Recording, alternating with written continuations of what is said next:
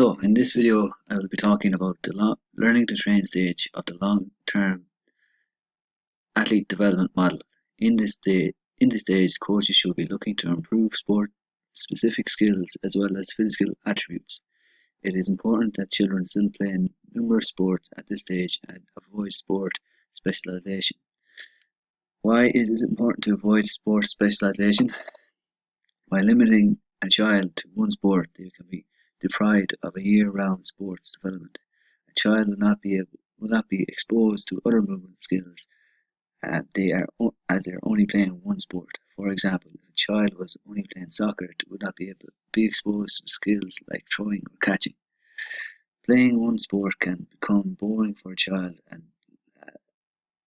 lessens the opportunity for them to have fun and meet new people. Focusing on one sport can have a negative impact on young athletes' mental health. They may feel pressured by coaches and parents, which can lead to stress and anxiety, or can have the athlete become obsessive and always looking for perfection. It can also lead to injuries, as young athletes who participate in one sport are working the same muscles and bones, which can lead to chronic injuries in the future.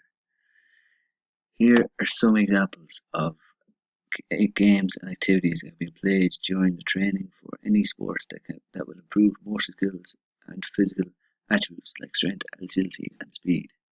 The first game here is called Dangerous Dogs. It is done by having 1 to 2 players are as dog catchers.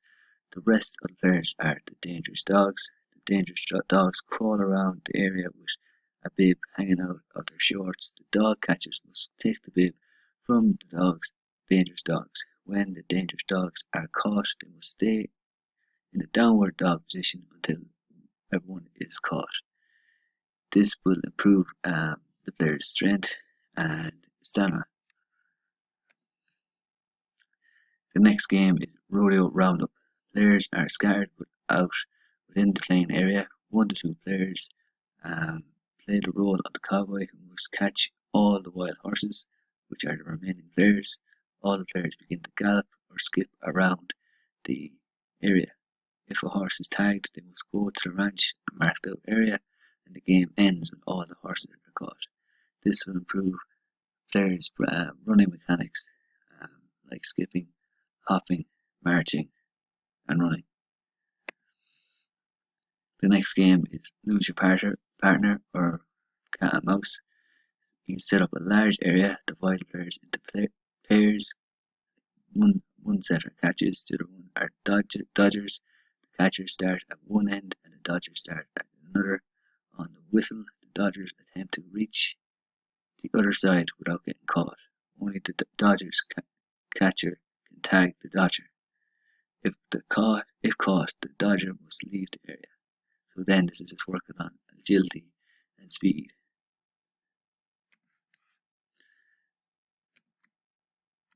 The last game here is traffic lights.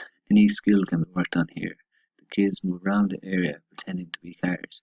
The coach/teacher or parent will hold a red, orange, and green cone.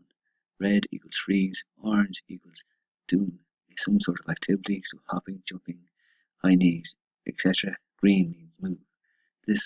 The kids must respond to whatever cone is held up.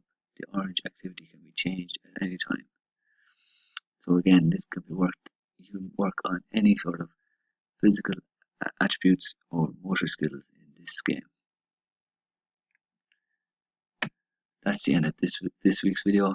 Next week we'll be looking at training to train and training to compete stages.